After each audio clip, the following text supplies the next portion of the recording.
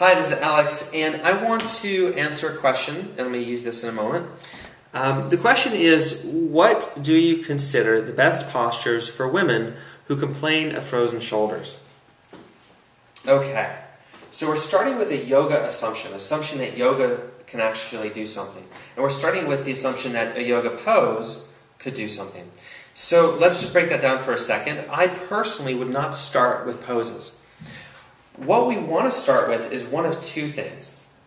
One of three things. The very first thing you should do, if you haven't yet, if you don't remember it, is check out Gil Hedley's video on YouTube, and it's called The Fuzz Speech.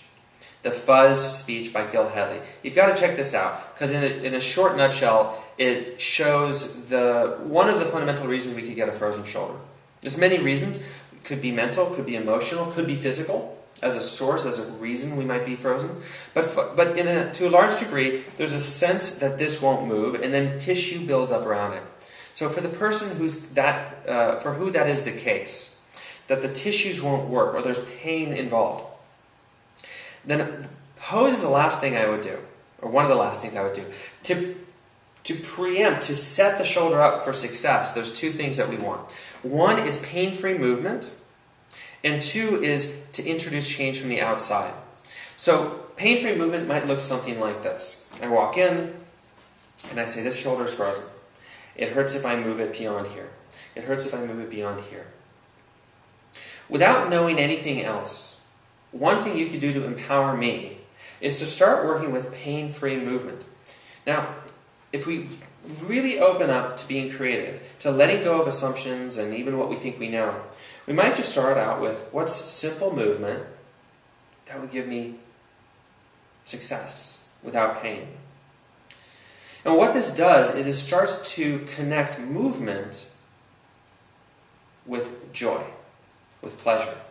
If this feels good, or at the very least doesn't feel bad, then my nervous system says, great, let's have some more of that. I like that. So we can start to build the movement pattern. There are many, many exercises you could do. You can pick any exercise and start with this idea of successful movement in a pain-free range of motion. Breathing, relaxing, allowing the nervous system to learn. And then you can develop bigger and bigger movements.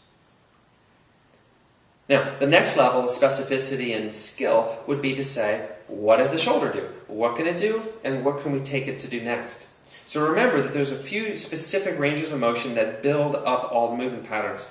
One is elevation, depression, internal rotation, external rotation.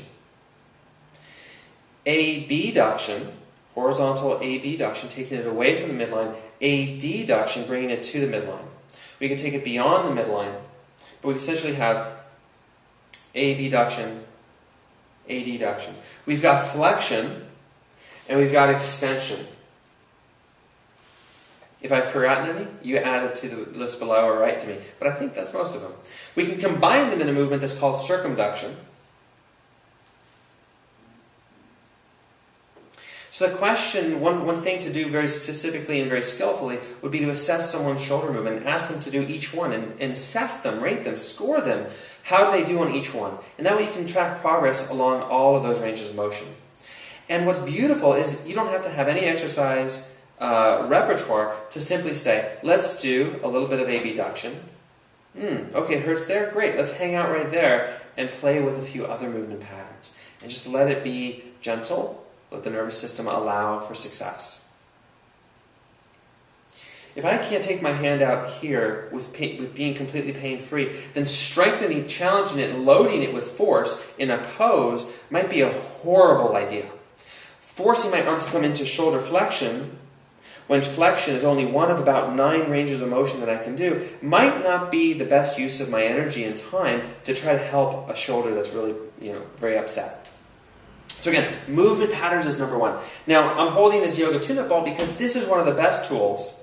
It's squishy, so it's gentle as a therapy ball. It's one of the best tools you could possibly use to introduce movement on your own from the outside. Now, you can get a rolfer, you can get a great body worker, and I can recommend some people. And they are going to really, really help you if they know what they're doing. But this is a great way to work with yourself. And you've got all sorts of wonderful muscles that will affect your shoulder. So again, without knowing anything about why that shoulder is frozen in the first place, we know that pec minor is a really rich source of relief. Your rotator cuff muscles, your supraspinatus, your teres minor and infraspinatus, your subscapularis, you can dig in there with your thumb. These are muscles that are really super wonderful to introduce movement from the outside. Then working into your deltoid, your lats, your serratus anterior. All these muscles are really wonderful to introduce movement on the outside. And if you don't have a therapy ball, you can use an apple. More seriously, you can just work it from the outside. And subtle movement from the outside can start to break up scar tissue and introduce more circulation to allow for the movement that needs to come in for healing to happen. So these are the two things. Pain-free movement patterns in your basic directions of movement for the shoulder. Play with pain-free movement patterns that involve all of your joints, including your neck. This is much more skillful and highly leveraged than any particular pose you could do.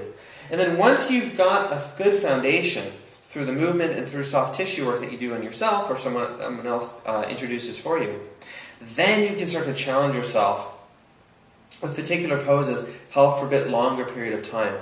Always keeping in mind that what actually creates healing here is the connection between the effort that you're producing and the sense of ease and comfort that you're holding.